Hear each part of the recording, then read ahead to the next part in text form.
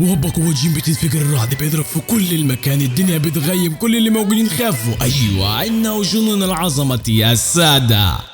قبل ما ابدا الفيديو حابب اقول لك ان انا جايب لك حاجه اسطوريه، انمي متكامل من كل النواحي، رسم، تحريك، قصه، يعني حاجه عظمه من الاخر. فلو انت متحمس لايك واشتراك وصلى على النبي صلى الله عليه وسلم، وادعوا لاخواتنا ربنا ينصرهم ويقويهم، ويلا بينا نبدا.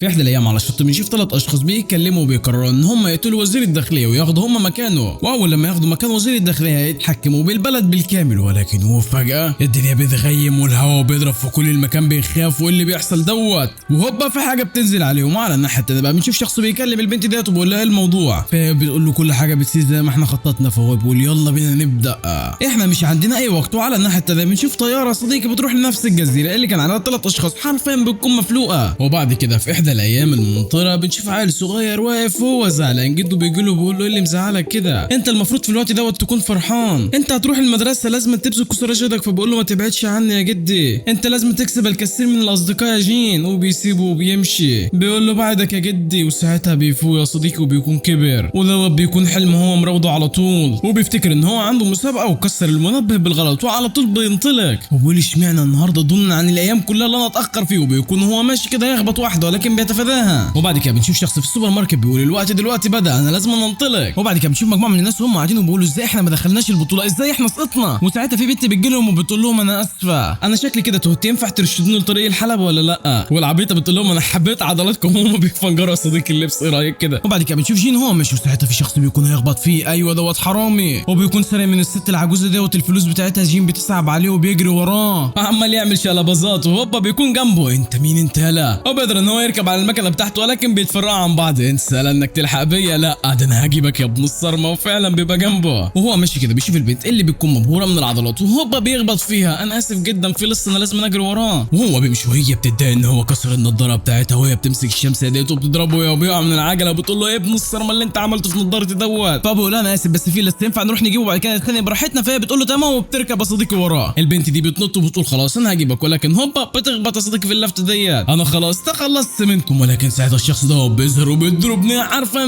بيعمل من وشه بطاطس. وبعد كده ال3 بيركبوا العجله وبيوصلوا عند الحلبه، وبنشوف الشخص دوت في الحلبه وبيقول لهم دلوقتي البطوله هتبدا، اللي هيكسب هيقدر ان هو يحقق اي امنيه هو عاوزها. وعنده اصدقائنا اللي جين بيقول انا جعان جدا، والبنت دي بتقول يا ابن الصرمه جين انت لازم تدفع لي حق النضاره اللي انت كسرتها، فاهمني؟ وانا مش شايفه اي حاجه خالص. جين بيتعرف على اللي جنبه واللي بالمناسبه بيكون اسمه هان. وانت اسمك يا انا يو. يلا كل المشتركين يستعدوا، احنا هنخرج دلوقتي، ولا لنستعد الى القتال. وكل المسابقين بيخرجوا، وجين يا صديقي اللي بيكون مخستع جدا، انا ما اكلتش اي حاجه لغايه دلوقتي. والشخص اللي بيتكلم ده بيجي عند الشخص دوت وبيقول له الساعه اللي انت لابسها ديت هنقدر من خلالها اللي احنا نتبع حالتكم الجسديه بالكامل. احنا هنبدا دلوقتي، كلهم مصدومين دلوقتي في ايه يا حبيبي؟ ايوه ده قتال البقاء يا صديقي، الاثنين دول بيمسكوا ببعض. الشخص ده بيبص على ال3 اشخاص دول وبيقول حالتهم اقل منه وبينطلق عليهم، والكل بيبدا يدب في بعضه، نازلين ردم فشخ في بعض يا صديقي ومش حالين بعضهم تماما. الشخص ده بيضرب الاول والثاني، والواد دوت ماسك العصايه فشخ اللي جابهم، وعندها اللي فشخهم تمام. ونفس النظام عند يويا. جين الغلبان عمال يسخن بيقول الواد ده ضعيف يلا ننال منه، ولكن على مين؟ ده انتوا غلبه جدا، انتوا عايزين تقتلوني. وهوبا واحده في الثانيه في الثالثه، يلا اللي بعده يا هناه يا سعده. جين بيقول انا اول لما اهزم ولاد الصرمه دول انا هحصل على مباراه مع ذلك الاشقر. ودلوقتي المرشحين الاخرين وهم دلوقتي هيخشوا، وفعلا بيخشوا. الشخص دوت اللي بالمناسبه بيكون اسمه كونج عنب احمر، ايوه بينطلق على اللي موجودين كلهم. ده سريع جدا احنا مش عارفين نشوفه اصلا، انتوا بطيئين جدا، انتوا طعام، لا انتوا اقل من الطعام اصلا. يو بتخش عليه وبتهجم عليه ولكن بيوقفها حرفيا برجله، انت ظريفه. ولكن على مين؟ دي بتستخدم الفنون القتاليه، بتديله ضربه بالطياره وبتجي عليه برجلها ولكن بيصدها يا ظريفه. ولكن جين بيكون وراه بيقلعه بنطلون، انت بتحب الحاجات الظريفه ولا يا ابو عمو؟ كونج بيتضايق منه وعلى طول بيضربه وبيطيره. ولكن هنا الصدمه صديقي، ايوه جين بيكون ضربه في رجله، وبتتضح ان كونج قبل ما يضرب جين ضربه بكوع في رجله. انت مش سيء على فكره، بينطلق والتاني بينطلق على طول. وعلى الناحيه الثانيه في احدى المنظمات العسكريه هيتجننوا عايزين يعرفوا ايه اللي حصل في الجزيره دوت، احنا عايزين اي تفسير منطقي. وساعتها في انذار بيضرب عندهم وبيقرروا ان هم يخلوا المكان. وساعتها الشخص ده بيخش عندهم، انت مين انت؟ انا من جمعيه طوكيو للجمهور كوريا بارك. وبعد ما البطوله بتخلص يا صديقي بنشوف جين هو قاعد عمال ياكل، وعلى الناحيه الثانيه بنشوف الشخص دوت والبنت ديت هم قاعدين. الشخص ده بيقول لها ايه بارك لسه ما جاش، فهي بتقول له ان هو قال ان هو هيرجع في الوقت المحدد. يا بختك انت يا معلم، انت دلوقتي في نص، يا ريتني كنت معاك، ولكن انا مش قادر انتظر الحلبه ديت فيها ناس اقوياء جدا. وبعد كده بنشوفها انا وهي مروحه ولكن متضايقه جدا. جدا. ايوه جين عمال يراقبها. كفايه بقى انت عمال تروح يمين شمال، ما كفايه بقى ما تقف مكانك. فبقول لها بجد انت مش غوريلا؟ لما انا كنت هاجم على كونج انت جيتي من ورايا وحرفيا فشخت دماغي. بتضربه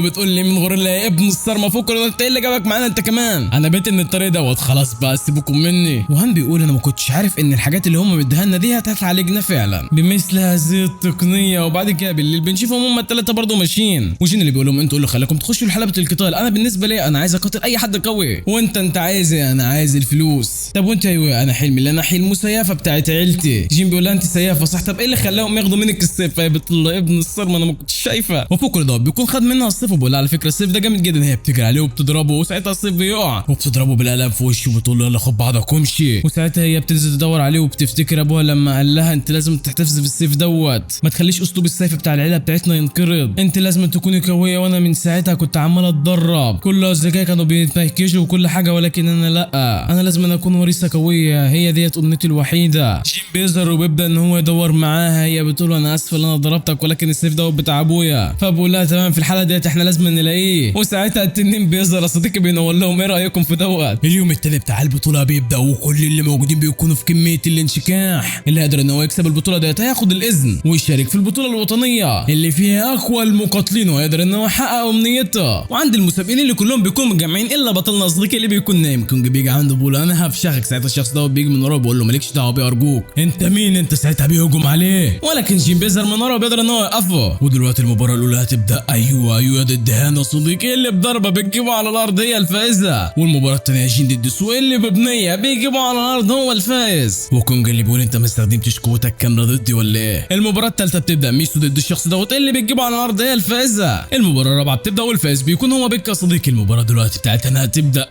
ضد دي اللي مبنيه بيجيبه على الارض الفائز. وبعد كده بنشوف جينو بيقول ان كونج انا نفسي اقابلك جدا، ولكن شكلها كده نتقابل في نصف النهائي. ساعتها الشخص اللي جاي دافع عن جين بيجي له بيقول له عامل ايه يا معلم دلوقتي؟ بقول لجين شكرا لك انك ساعدتني. يقول له لك انت لو كنت دلوقتي في زمن كان. والشخص ده بالمناسبه اللي بيكون اسمه الهوا صديقه. المباراه بتاعته دلوقتي هتبدا ضد كونج. جين بيقول له خلي بالك على فكره ده قوي جدا. فبيقول له شكرا، اللي قالوا لك دوت على فكره مش تكبر، ولكن انا قوي جدا برضه. الاثنين بيطلعوا على الحلبه. الحكم بيقول لهم ان المباراه ديت مش هتنتهي الا بالضربه القاضيه او واحد منكم يستسلم، وما تخافوش قتلوا بكل ما عندكم. اول لما جول حاميكي عندكم احنا هنعالجه. جين عمال ياكل يا صديقي لو بيقول لكونج انت قوي، ولكن انا هبذل كسر جهدي، وعلى فكره انت هتندم على اللي انت عملته من شويه. المباراه بتبدا الاثنين بينطلقوا على بعض. لو بيدوا له ضربه حرفيا كونج مش قادر. ساعتها بيستخدم حركه ال 10000 ضربه هوبا في وشه. كونج بيكون واقع يا صديقي بيقول للجمهور يلا قوموا حاضر يا معلم انت مش سايق على الاطلاق. ساعتها الاثنين بينطلقوا على بعض، ولكن برضه التفوق يا صديقي له. كونج بيقول له على فكره انت قوي، لكن انا مش قادر ان انا اهزمك وانا ايدي في جيبي، انا دلوقتي هفشخك. ساعتها بينطلق عليه والاثنين عمالين يضربوا بعض، ولكن التفوق المره ده يا صديقي الكونج اللي بيمسكوا من شعره وبيديله بالرجل في دماغه. كل اللي موجودين مش مصدقين، والحكام بيقولوا ان كونج بيقدر ان هو يقلع العين بتاع الشخص اللي قدامه فوق كل ده وبيطعنه. كونج بيمسك له وعمال يضرب فيه يلا مش هتهجم عليا ولا ايه؟ واللي بيقول انا لازم اتحكم بمشاعري. اهدى ركز، انت لازم تهدى. هو دوت الفنون القتاليه بتاعتي بيدوا له ضربه قويه جدا، ولكن الغريب هو اللي بيطير. وبنعرف بقى صديقي ان كونج صد الهجوم بتاعه فوق كل دوت ردهوله. كونج بيروح له بيقول له انا عايزك تقول لي كلمه واحده وانا هسامحك. قول لي سامحني ارجوك مش هعمل كده. بيقول له لا وعمال يضرب فيه يلا قولها يلا سامحني ارجوك. وكونج بيفتكر لما واحد قال له يلا قول لي سامحني وانا هسامحك، وبيقول له يلا قولها بقى له انسى اللي انا اقول لك حاجه زي كده حتى لو هتقتلني. بيقول له انت هتفقد ايدك ديت تمام انت بقى النادم. بيمسك دراعه بيكسره يلا قولها، وساعتها بيمسك ايدين الاثنين ايوه هيكسرهم، ولكن انت فاكر ان هم هيكسروا قولها معاه يا صديقي؟ لا والله. جين بيظهر من ورا بيقول على فكره بكره الاسلوب بتاعك يا كونج ورجلي بيطيروا، انت هتقوم ولا لا؟ ما ضربتكش بقوه يا الحساله. الاثنين بينطلقوا على بعض، ولكن جين برجل حرفيا بيطيروا بره الحلبه. لسه هيهجم على الحكام كلهم بيتلموا عليه. على فكره انت خالفت القوانين ما ينفعش انك تخش في المباراه. فبيقول لهم على فكره انا عايز اقاتل الاشرك دوت اخرس. ولكن ساعتها في طاقه شيطانيه بتظهر في المكان. ايوه دي من كونج. انا مش هبقى ضعيف زي ما حصل المره اللي فاتت. وبيفتكر لما كان قاعد عمال يعيط والبيت دي بتجيله وبتقول له انت محتاج محتاج القوه صح، فهو بيقول لها فعلا بيروحوا يتمرنوا، ولكن بتقول له انت عديم النفع، انت فاشل. بيصرخ في الحلبه وبيقول لهم انا مش عديم النفع، بيهجم عليهم ولكن هم بيصدوه، ساعتها بينط عليهم ولكن جين بينط عليه برضه برجله، واحده في الثانيه في الثالثه هوبا على الحلبه يا كبير. مين الفشيخ ابن الفشيخه دوت؟ ايوه جين اللي انتصر. وفي كل دوت المعلم بيظهر، ايوه بارك اللي بيوقع جين على طول، جيت في الوقت المناسب. بيقول لهم انا بارك رئيس الشؤون بتاعت الاداره بتاعت البطوله، وزي ما انتم شفتوا جين خرق القواعد بتاعت البطوله، انا هبلغكم اول لما عاقبوا، علشان كده ارجوكم امشوا اول لما المباراه تبدا ابقى اكلمكم. وساعتها كل اللي موجودين بيصرخوا ايوه بيشجعوا في جين، شكرا على اللي انت عملته دوت من شويه اللو. وعلى الناحيه الثانيه بنشوف الاشخاص دول هم بيقولوا احنا لازم ناخد المفتاح علشان نحقق الامنيه بتاعتنا، احنا لازم ناخد المفتاح. تمام. وبعد كده في المستشفى بنشوف كل الحكام هم بيقولوا دلوقتي ان لو مش قادر ان هو يشارك في البطوله، عشان كده اقصيناه، عشان هو دلوقتي حرفيا في حاله يرثى لها، مش قادر ان هو يشارك. اما بالنسبه لكونج يا صديقي اللي بيكون مرعوب جدا، مش قادر ان هو يقاتل تماما، خايف من جين، وكل دوت بسببه اللي بيكون في كميه الاتشيكه وعمال يتدرب. احنا لازم نكسب من المباراه، ايه رايك يا بارك؟ اللي بيبص يا صديقي على احصائياته، ايوه بينصدم من اسم جده، اذا يبقى هو انت يا معلم. وفي قاعه المباراه يا صديقي المشاركين دلوقتي اللي هيلعبوا في المباراه ضد ميسا، وكل اللي موجودين يا صديقي بيشجعوا في ميسا عشان حلوه. جين بيكون قاعد بيتفرج على المباراه وبيقول لها انت لازم انت بذلك كسرى جودك. ميسا بتقول لها انت لازم تغير السلاح دوت، فاهمه ولا لا؟ السيف الخشبي دوت مش هينفع مع المباراه. بتبدا الاثنين بينطلقوا على بعض، ولكن التفوق لميسا اللي بتشيلها وبتهبدها على الارض وبتنط وبتنزل عليها، وده بطله المصارعه، انت مش هتعرفي تعملي اي حاجه معايا. وعلى فكره انا اول لما اكسب انت عارفه انا اتمنى ايه؟ اللي انا اتجوز واحد امور. انت بتقول يا بنت الصرمه انت، ساعتها يا صديقي بتنطلق عليها وهي بتستخدم السيف بتاعها. انا قلت لك السيف بتاعك دوت مش قادر ان هو يعمل معايا اي حاجه، انا مصارعه محترفه، انا جسد صلب. ميسا بتنط وبتمسكها بتقول لها هو دوت الفينش بتاعي، هوب على الارض. بتقول انا قلت لك جسدي اصلب منك بكتير. وعلى فكره بقدر ان انا استخدم ايدي برضه، بترمي السيف بتاعها صديقي وبتنطلق عليها بايديها، بتقدر ان هي تعورها حرفيا، ده عامله زي الصيف. بتستخدم الاسلوب الخامس للسيف حرفيا بايديها، بتطيرها بتقع على الارض. الف ازها يا جين قاعد في الغرفه عمال يشجعها، على فكره انت قويه جدا، انا بتمنى ان انا قتلك. ساعتها بارك بيخش عليه وبقول له احنا حددنا العقوبه بتاعتك يا جين، انت لو قدرت تهزم الشخص دوت هنسمح ليك انك ترجع للبطوله. جين بيفرح بيقول له طالما انا هقاتل اي حد من اللي انت هترشحه لي، ولكن انا عايز ارشح واحد. ايوه الاشكر دوت، لا مش ينفع، لا انا عايز اقتله، انا مش هقاتل اي حد غيره. ساعتها الشخص دوت بيقول له على فكره انا اقوى من الاشكر دوت. جين بيقوم وبيقول له تمام، انت لو عايز تقاتلني ولكن انت لازم تشيل النضاره اللي على وشك ديت. ساعتها الشخص دوت بيديله بالبنيه وبيطيره وبيقول له على فكره انا مش مندوب، انا لو كنت شاركت في البطوله ديت انا اللي كنت هكون الاقوى. جين بيجري عليه وبيقول له بص يا معلم انت لازم تشيل النضاره ديت، مصدوم ايه دوت. بارك بيقول لهم كل حاجه جاهزه، بكره المباراه بتاعتكم هتبدا يا رجاله. وعندي يويا وهان اللي بيكونوا قلقانين جدا على جين، هم هيعاقبوه ازاي؟ وكل دوت بسببه ايه اللي خلاه اصلا يخش في قتال ملوش دعوه بيه اصلا، ده غبي جدا. ولكن مع دوت كان قوي بشكل غير طبيعي. ساعتها بيظهر من رام بيقول لهم بتجيبوا في سيرتي ليه؟ ايه رايكم تاكلوا معانا؟ لا احنا مش عايزين، على فكره انا خدتها مجاني قبل ما امشي من بارك، وهو قال لي ان الفواكه ديت هتساعدني ان انا ارجع الطاقه بتاعتي، وانت لازم تاكلها عشان تستعيد كل قوتك علشان تقابله بكره المباراه بتاعتك يا معلم. جين بيقول لهم انا لو قدرت ان انا اهزم الشخص دوت انا هرجع للحلبه. يويا بتقول له تمام بس هم اقوياء صح؟ ايوه هم اقوياء ولكن انا سوف انتصر، ولكن مع ده برضه لازم تخلي بالك. فهو بيقول لهم تمام ولكن انا هعمل اللي انا عايزه جدا، اللي اعمل كده قبل ما يمشي. وعند بارك البنت ديت بتقول له طلع الشبح ازاي يعني؟ كبار الشيوخ قالوا ان هو ما ينفعش يطلع دلوقتي، هو ايه اللي هيحصل لو كان الانسان غير عادي؟ جين بيرجع للبيت وبياكل الفاكهه اللي بارك اداها له، وهوبا صديقي بيحس بحاجه غريبه كده وبيقع على الارض، وكل ده بيكون من تخطيط بارك. الصبح بقى بنشوف هنا واقف مع صديقه، يا صديقي اللي شكله كده تعبان جدا، وصديقه دوت بيقول له انا هبدا العلاج من بكره، وعلى فكره العلاج بتاعي غالي جدا، وانا هخلي اختي تشتغل تاني، وانا عارف ان الموضوع هيبقى غالي جدا عليها. على فكره انا عديم النفع وما بعرفش اعمل اي حاجه غير اللي انا اتعب، وفوق كل دوت انت بتدفع لي فلوس برضه يا هان. فبيقول له لا تقلق خليك انت بس زي ما انت. وعلى فكره انا قابلت شخص غريب الاطوار هو شبهك جدا. انا غريب الاطوار ولا ايه؟ على فكره بيمسكوا في بعض، وبعد كده بيروح يشتغل والاشخاص دول بيجوا عنده بيقول له ايه ده انت شغال هنا يا معلم؟ وعلى فكره صديقك في حاله يرثى لها هيموت. فهم بيقولوا ما تبصلناش بالنظره ديت، والشخص ده بيرمي على علبه الكنز دوت، ولكن الغريب هو بياخدها وبيقول له انا هاخد ديت عنك يا سيدي. فهم بيقولوا له ما تندمش.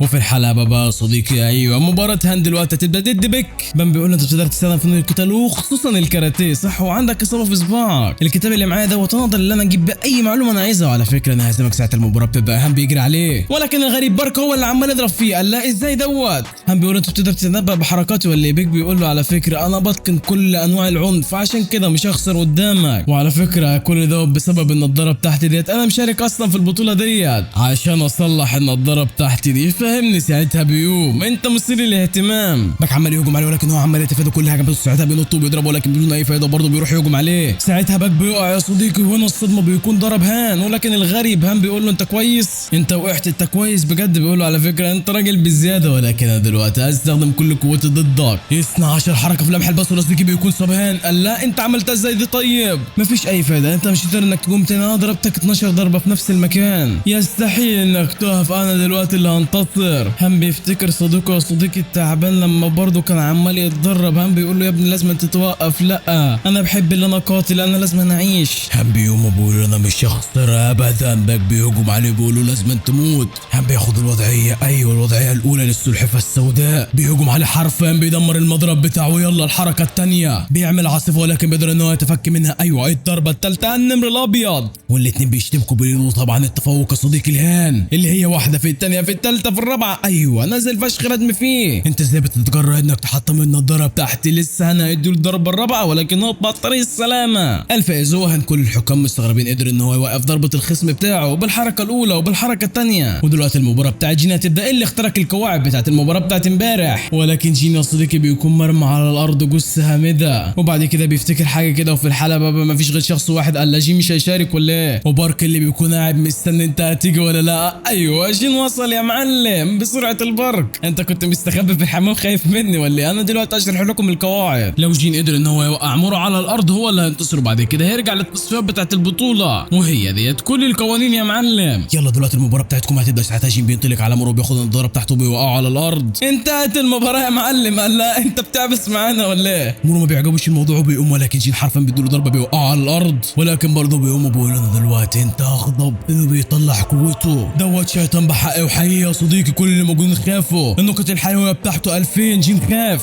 بيحاول يهجم عليه ولكن الشيطان بيمسكه. ايوه بيهجم عليه ولكن ساعتها بيختفي. ايوه كل الحكام بيمسكوه. بارك بيعاقبه بيقول له على فكره المرتب بتاعك هينقص في ال3 اشهر القادمه. بيتضايق جدا، 3 شهور بحالهم. بيروح عند جين وبيقول على فكره انت انتصرت، فجين بيقول انا جعان. ايوه انت حفيده بجد على فكره، انت النمر الصغير، انا مش هخليك تفلت مني تماما، فاهم يا جين؟ ساعتها بينام. بعد كده بنشوف الثلاثه هم ماشيين مع بعض، وهي بتقول لهم انا هوريكم دلوقتي الاسلوب بتاع القمر بتاع عيلتي، ولكن جين بيقول لهم انا هفوز، انا هنهي قتال بسهوله، صح انا هقدر ان انا قاتل الفايز فيكم، صح يلا بزرك صار شهودكم. هم بيسيبوه وبيمشوا. وساعتها في عربيه فخمه صديقي بتقف قدام الثلاثه، واحد بينزل منها بيروح عندها وبيقول انا دلوقتي عرفت الهدف بتاع حياتي، ايوه اللي انا قبلك، كلهم مصدومين، يلا ارجوك يا انستي اتجوزيني. انت بتقول ايه يا ابن العبيط؟ بعد كده بنشوف يو يا صديقي وهي قاعده هي واختها بتقول لها انت تختار يعني فستان، فهي بتقول لها انا بدرس اصلا، فحتى لو اتجوزنا دوت هيكون حفل عادي، وفكر دوت انت عجبتني النظره الاولى. وهي بتفتكره يا صديقي لما هي كانت بتتمرن وهو دخل عليها وقال لها ارجوكي انا مش هلاقي شريكه افضل منك، فهي بتقول انا مجرد طالبه، فهو بيقول لها لا تقلقي، وعلى فكره الاسلوب بتاع السيوف بتاعكم ده مدفون وانا مش هخليه مدفون ابدا. وهي بتفتكر ابوها المتوفى يا صديقي، والاشخاص دول عمالين يتريقوا على ابوها، وعمها بيجي لها وبيقول لها انا هحمل الاسلوب المسيف اللي اخويا سابهولك، عشان كده تعالي معايا. وفعلا بتروح يا صديقي وبيبدا ان هو يدربها، ولكن هي كانت بدون اي فايده، وهو برده كان عمال يدرب فيها، انا لازم ابذل قصارى جهدي. وعند عمها بيسال خطيبها انت ايه اللي هيخليك تتجوز من واحده طالبه؟ يا ابني دي لسه صغيره جدا، فهو بيقول له علشان انا بحبها، وفوق كل دوت انا هخلي الاسلوب المسافر والقمر ان هو يبرز في العالم، انا هقدر ان انا احقق الحلم اللي انت واخوك عجزتوا عن تحقيقه. وعند الموجوع بطلنا اللي بيكون في المطعم وموقف الطابور كل ده ورا ومش عارف يطلب ايه، اطلب همبرجر لا، طب اطلب صلصه لا، وساعتها اللي موجودين بيجيبوا سيره ميرا، هو ساعتها بيروح لها وبيقول لها انت بجد هتتجوزي؟ ايه السؤال دوت؟ انت فوق كل دوت عرفت عنواني ازاي؟ عرفته من البطوله، انت مالكش دعوه، يلا خد بعضك وامشي. لكن هو بيقول لها لا انت تتخلى عن اسلوب المسافر والقمر ولا ايه؟ لا مين قال كده؟ فهو بيقول لها انت هتتجوزي هو، يبقى انت كده هتتخلى عنه. لكن هي بتقول له لا انا هتجوز اصلا عشان اخلي الاسلوب دوت يبرز، انت هتتجوزي عشان انت بتحبيه ولا لا؟ اطلع بره يا ابن الصرمه. وبعد كده جيم بيتصل بهانو وبيقول له على كل حاجه، هي دلوقتي في مأزق. جيم بيقول له على فكره هو بيخدعها، الراجل دوت ممكن يبيعها لدوله ثانيه، احنا غريبين ما ينفعش ان احنا نخش في حياتها، فاهم؟ وعندي يا صديقي اللي لبست الفستان وهي القمر ديت،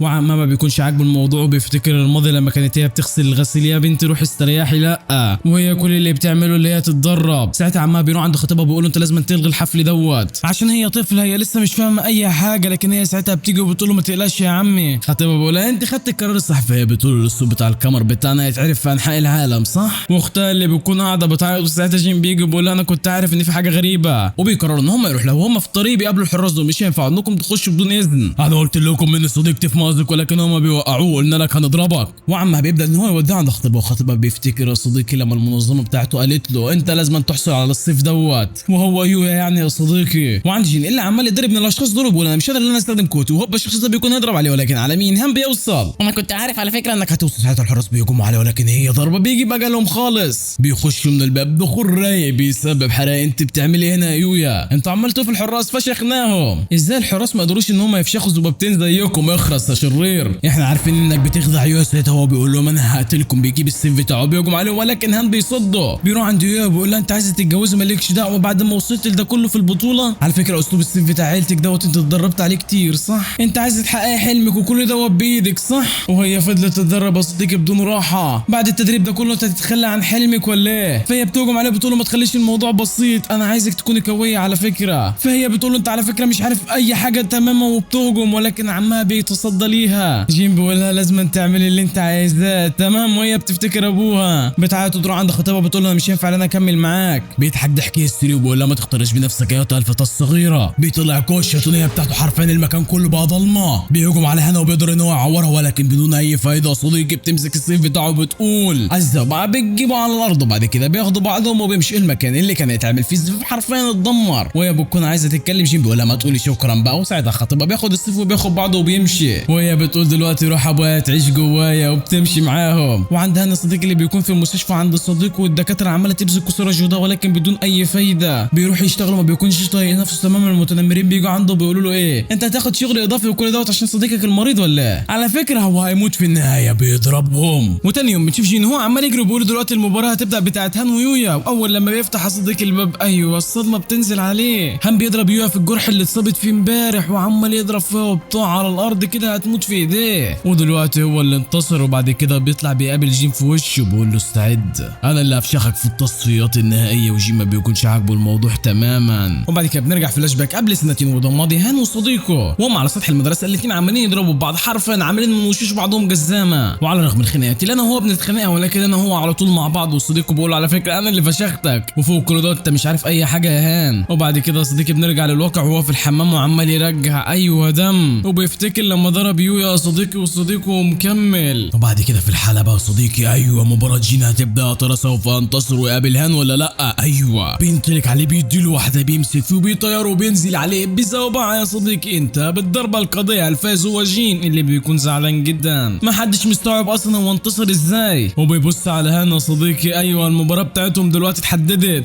يا ترى من سوف ينتصر. وبعد كده بيروح عند يويا وهي بتكون بتتعالج في المستشفى، وبتقول له انا ما كنتش اعرف اصلا ان الاجهزه بتاعت المستشفى دي بتعالجني بالسرعه ديت. بتقول له ما تفكرش كتير، على فكره مش هتقدر انك تهزم هان لو فضلت تفكر فيه كتير، وانا خسرت عشان كنت ضعيفه وهو دوت كل حاجه، وانا لازم اسعى للفوز، انا لازم افوز. فهو بيقول انا ما كنتش متخيل ان هو من نفس النوع دوت. فهي بتقول له بطبيعه الحال احنا ما نعرفش هو دلوقتي عامل ايه، عشان كده ما تفكرش في الموضوع. وعند هان بقى صديقي اللي بيكون في المستشفى عند صديقه اللي اخته بتجيله وبتقول له على فكره هو اول لما صحي سال عنك، ولكن حالته زي ما هي ما اتحسنتش تماما. والصبح بقى صديقي ايوه لقد حان الوقت اخيرا. كل اللي موجودين بيكونوا متحمسين. اول الواصلين للحلبه هو جين مورو. ودلوقتي بننتقل لهان دون. بارك بيقول انت هتستيقظ يا النمر الصغير ولا لا؟ وساعتها المباراه بتبدا، وساعتها الاثنين بيركزوا مع بعض، وساعتها الاثنين بيهجموا على بعض، وساعتها جين بيديله بالرجل بيطيروا. عارف اللي انا قلت ساعتها كتير يا صديقي، ولكن ساعتها عم بيقوم هايج يا صديقي وعمال يضرب فيه، عم بيمسك رجله بيوقعه وعمال يضرب فيه، ولكن ده بيقوم على طول. وهي واحده من هنا على واحده من هنا، وساعتها بيديله ضربه. وبيفتكر يا صديقي يويا لما ضربها في نفس المكان. جين بيقول له انت هتدفع الثمن، هتدفع الثمن اللي فعلته لصديقتي. بينطلق عليه عم بيجمع قوته بيهجم، ولكن هو بيتفاداه وبيستخدم الفنون القتاليه بتاعته. بيديله واحده بيطيروا بعيد وبيقع على ارض. جين ساعتها بيروح له بيمدله ايده يلا قوم، وساعتها بيقول له تمام، وبيستغل اللي هو ماسك ايده وبيطيره يا صديقي وبيستخدم السلحفاه السوداء. وعند يويا صديقي اللي بتكون خرجت من المستشفى اختها بتقول لها انت لازم تمشي ورايا وما تخافيش انا اللي هحميكي. وهي بتبص في الساعه اللي في ايديها وبتقول ان في واحد هنا برضه بيتعالج بسبب الاليات ديت في المستشفى. تخيل مين دوت يا صديقي؟ ايوه السندو صديق هان. اخته بتكون قاعده وعماله تعيط انت صديق هان يلا قوم انت لازم تقاتله. وعند هان اللي بيضرب جين بالوضعيه الثالثه وبعد كده الرابعه. هان بيفتكر كلامه مع باركا صديقي لما قالوا له انا هعالج صديقك ولكن انت لازم تنتصر في البطوله، فبيقول له الاوان ساعتها هيكون فات.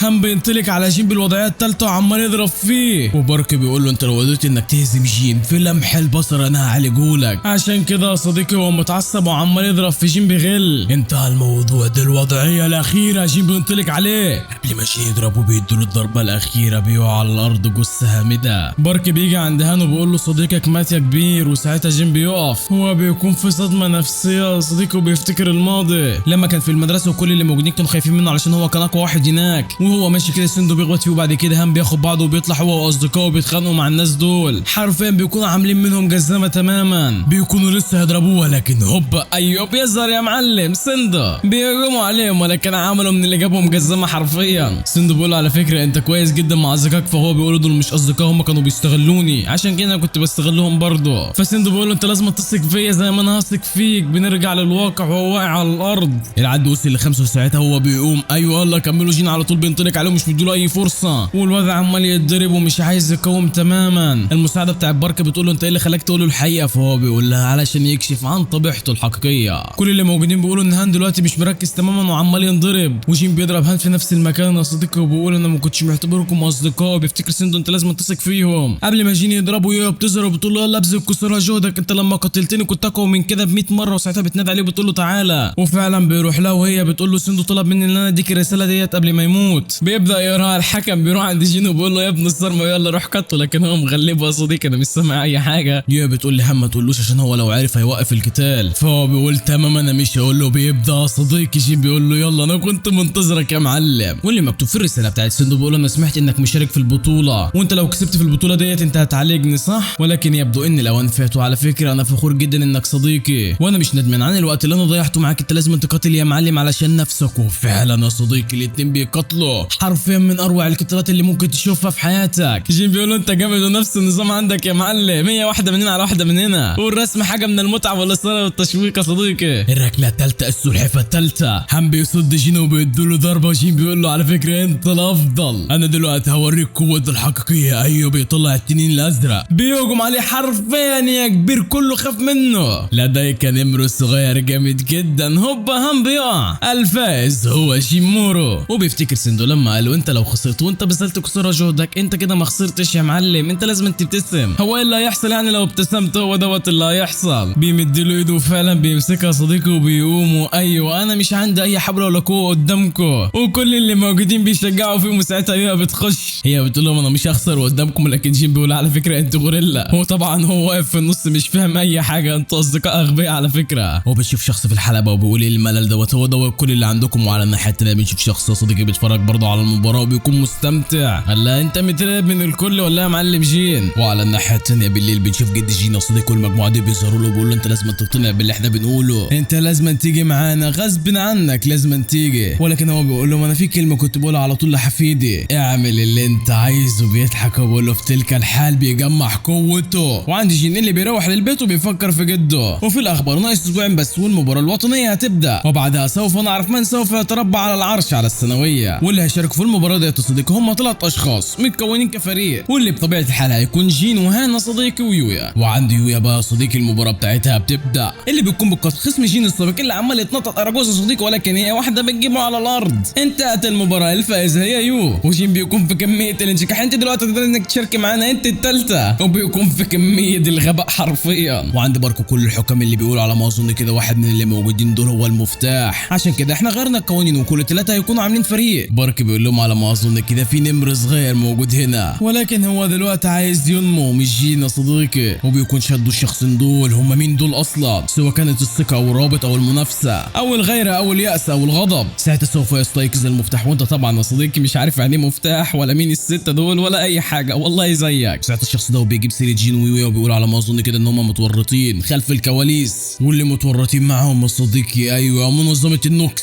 احنا لازم دلوقتي نستدعى ال6. وبعد كده بنشوف راجل عجوز وهو بيشرب اللي بيكون عمال يراقب في جين، وجين بيقول ليويا انت دلوقتي تقدر انك تشاركي معانا، فهي بتقول له اخرس بقى. وانت جين بيقول لهم انتوا افضل اصدقاء محدش يقدر ان هو ينتصر علينا، احنا فريق. صح احنا فريق، يعني انا مش هقدر اقاتل اي واحد فيكم. لا انا مش عايز كده. طب ليه انت مش عايز كده؟ عشان عايز اقاتل اي حد قوي عشان ابقى قوي. فهي بتقول له ازاي يعني؟ هو في سبب تاني اصلا؟ بيسيبوه وبيمشي. هو ساعتها بيجي عليهم، ولكن العجوز ده بيعدي جنبه بيجي يبص وراه ولكن مش لاقيه. قال لا ده في حوار يا صديق شكله. وفي غروب الشمس بنشوف العجوز هو وباركو بيقول له انت ايه اللي خلاك تستدعاني؟ انا راجل مشغول على فكره. فلمح البصر بيختفي وبيكون ورا باركو وبيضربه، ولكن على مين دي بتكون نسخه منه يا معلم. انت خارف ولا يا عجوز؟ لا انا كنت بتساهل معاك على فكره. وباركو بيبدا ان هو يحكي له على كل حاجه، بيقول له اللعبه بتاعتك دلوقتي قربت تكون مثيره للاهتمام ولا؟ على فكره انا هاخده تلميذ، انا لازم اقويه يا معلم. باركو بيقول على فكره تنجين هو اللي خلانا اجي هنا، وانا سمعت ان النوكس حاولوا ان هم يتواصلوا معاه. وعلى الناحيه الثانيه بقى صديقي بنشوف جد جين اللي بيكون حرفيا فشخهم بضربه واحده، ولكن هم بيظهروا من وراه بيقولوا على فكره العالم دوت سوف يتدمر. زعيم النوكس بيجمع قوته وبيفعل تعويذه حرفيا بتغطي كل المكان وبينزل منها الصيف العملاق دوت، وفعلا بينزل على جد جين. وبعد كده بنشوف يويا وهي في الماركت دوت وعماله تتسوى، وهوبا بتقابل الحكم اللي بيحكم عليهم، وبعد كده الاثنين بيطلعوا يقعدوا مع بعض، وبنتفاجئ ان المذيع دوت صديقي بيكون اعمى، وبقول على فكره انا هنيك انك قدرت انك تجاريهم، ولكن على فكره المباراه الحقيقيه دلوقتي هتبدا، ولكن انت لسه ما طلعتش القوه الحقيقيه لمسافه ضوء القمر. وبعد كده بنشوف هنا هو قاعد مع باركو، وباركو بيقول له انت دلوقتي مش عندك حافز انك تكون قوي، انا لازم اتابع. باركو بيقوم وبيقول له تمام يا معلم، وساعتها بيقول انا عندي سؤال، ايه هو في قوه غريبه كده كانت بتطلع خلف الكواليس، انا عايز اعرفها ايه هي ديت. بيقول له اسمها تشي، بيقول له تي، بيقول له تشي. وعندي جين اللي بيسخن وبيقول انا لازم اتدرب ناقص اسبوعين والبطوله تبدا، ولكن صديقي ده فاهم الدنيا غلط وبيبدا ان هو يعبط لان هتدرب بيعبط. بيشوف اطفال ضايع منهم البالونه ديت وبيقرر ان هو يطلع يجيبها وهو على جذع الشجره دوت بيقع، ولكن بيعمل حركه بهلوانيه كده وهو في الهواء بيقول لهم اتفضلوا، فهم بيشكروه، وبسبب اللي هو عمله دوت كحله اتلوى. وساعتها العجوز بيظهر من ورا صديقه وبيشكه بيقول له شوف رجلك عامله ايه، رجعت زي الاول. وعنده يويا المذيع اللي بيقول انت لازم تبذلي قصارى جهدك عشان على فكره في ناس اقوياء جدا هيجوا في الحلبه، انت لازم تخلي جسمك مرن انت ازاي دوت، انت لازم تخلي مشاعرك في صيفك. فهي بتقول ماشي، وهو بياخد بعضه وبيمشي هو ومراته، وساعتها بيدي الواد للام وبيقول لها يلا انت روحي. بيلف للشخص اللي كان بيوزع حلاوه على الاطفال وبيقول على فكره انت فيك حاجه غريبه، بيقول له انت من قتله النوكس صح، بيضحك وبيغير لبسه. وعند باركو هاني اللي بيقول له على فكره في البطوله هتلاعب اشخاص اقوياء منك بكتير، انت هتقاتل ازاي انت وزمايلك. وعلى الناحيه الثانيه بقى بنشوف الشخصين دول، الشخص دوت لسه هيتكلم الا الثاني بيهجم عليه بيقول انا دلوقتي اللي انتصرت. الشخص دوت بيجي عندهم وبيقول لهم المكان ده محظور يلا خدوا بعضكم وطلعوا. الشخص دوت بيعمل تعويذه وبيكونوا خلاص هيتاكلوا، لكن الشخص الثاني بيفرقعها انا اصحاك في المره القادمه. وعلى الناحيه الثانيه بنشوف الشخص دوت وبيقول للجدو انا هذهب دلوقتي انا هبذل قصارى جدي، فبيقول له تمام انت لازم تستخدم كل قوتك. وبعد كده بنبدا نشوف واحد ورا الثاني ولا الثالث ولا الرابع ولا الخامس ولا السادس. وتاني يوم عندي جين اللي بيكون نايم، اصدقائه بيقولوا له احنا كنا عارفين انك هنيك نايم، انتوا عرفتوا مكاني من المقر، انت بتعيش هنا لوحدك ولا انا كنت بعيش مع جدي في الجبل. يويا بيكون رايحه وجعها وجين بيقول لها انت موجوعه ولا، وساعتها بيروح لها او بيدوس على الحته ديت وديت وديت، وبعد كده بياخدوا بعضهم وبيطلعوا، وهي بتقول له على فكره انا دراعي دلوقتي خف جدا مش موجوعه تماما، ولقد حان الوقت المنافسه لتحديد اقوى طالب ثانويه في كوريا على وشك البدء. وهنا الصدمه يا صديقي، ايوه المذيع اتغير، اقوى 3 مقاتلين في الاداره هيقاتلوا كفريق في هذه المنافسه ليحتلوا القمه. وعلى الناحيه الثانيه يا صديقي ايوه المذيع مات وكل ده بسبب النوكس. والان لنبدا البطوله الوطنيه، فريق جي ضد فريق سول. وبالليل بقى يا صديقي ايوه كيو مات برضه على ايد نفس الشخص، انت ضعفه جدا محدش قادر ان هو يضاهيني ابدا. والمعركه ديت هتتلعب كمنافسه كفريق وهتتكون من 3 نزالات واللي هينتصر فيها هو المنتصر. وجين بيقرر ان هو اللي هيلعب الجوله الاولى، هي بتقول له خلي بالك فوق، بقول لها لا تقلق كده كده كده معايا سلاح جديد. فعلا الاثنين بينزلوا على حلبة خصمه وبيقول له حظك تعيس انك هتواجهني. فجين بيقول له بس استنى انا هوريك دلوقتي مهاراتي الجديده، وبيبدا يا صديقي يحط صوابعه كده في جسمه وبقول انا دلوقتي قوتي تبقى اقوى من الاول بكتير. والطبيب بيقول هي دي التقنيات اللي انا علمتها له، ولكن هنا الصدمه يا صديقي جين ما بيقدرش ان هو يتحرك، بيقول لخصمه انا ضغطت على نقطه الخطا ارجوك ما تضربنيش. طبعا خصمه ما بيتوصاش وبيفضل يضرب في حرفيا العجوز هيتجلد منه، بيطلع بيقول لاصدقائه انا اسف جدا. الجوله الثانيه هتبدا وهان هو اللي هينزل فيها. يويا بتقول له عارف انت لو خسرت هفشخك زي ابن الصرمه ده. وهان هيقابل الخصم دوت اللي عنده 48 سنه يا صديقي. هتقول لي ازاي يعني في سنه؟ اقول لك ما اعرفش، كله مستغرب ازاي دوت في الثانويه. وعلى الناحيه الثانيه يا صديقي عندي كيو اللي قدامه دوت من منظمه النوكس، بيقول ازاي كيو من اقوى الاشخاص يبقى كده قدامي بدون اي حول ولا قوه. وعلى فكره مش انت لوحدك اللي مت، عارف ابو نضاره؟ لا ما دوت انا برضه فشخته وكان بيزحف تحت رجلي ارجوك ارحمني، وقتلته هو ومراته وابنه. ولكن هو فجاه كيو بيقوم وبيقطع دراعه، قال لي عملتها ازاي دي؟ طيب ايوه ده التشاريوكي بتاعه، بقول له اقفل بقى بقك انا زهقت. الجرح بتاعه بيخف وبقول له انت هتموت دلوقتي قوته عليك جدا. وعند هان بقى اللي عمال يضرب في الراجل دوت، ولكن هو فجاه بيشيله وبيحدفه، ولكن على مين؟ السلحفاه السوداء، وعمال يضرب فيه. والبنت ديت من فريق الخصم بتقول ان هو مش هيستسلم ابدا، ده عمره ما استسلم. وبنعرف بقى صديقي ماضي الشخص دوت، وبنعرف بقى ان هو فشل 3 مرات في امتحان الثانويه، وفوق كل دوت ما كانش بيستسلم. وكل اللي موجودين عمالين يتريقوا عليه. ساعتها اخوه بيجي له بيقول له خد يا معلم انت لازم تروح تذاكر. وانا ساعتها قابلته قلت ده مثال حي على الفشل، انا عمري ما هكون زيه. ولكن يا صديقي اللي بيتريق على حد على طول هو اللي بيتصاب، وفعلا بتروح تلعب المباراه بتاعتها وهي اللي بتخسر، بتطلع وبتكسر السيف بتاعها وبتقول انا فاشله. ساعتها هو بيجي بيقول لها انت استسلمتي ولا ايه؟ فهي بتقول انا مش عايزه ابقى زيك. فهو بيضحك ازاي انت بتضحك على الرغم انك فاشل في كل حاجه؟ عشان انا مش عايز استسلم، انا لو استسلمت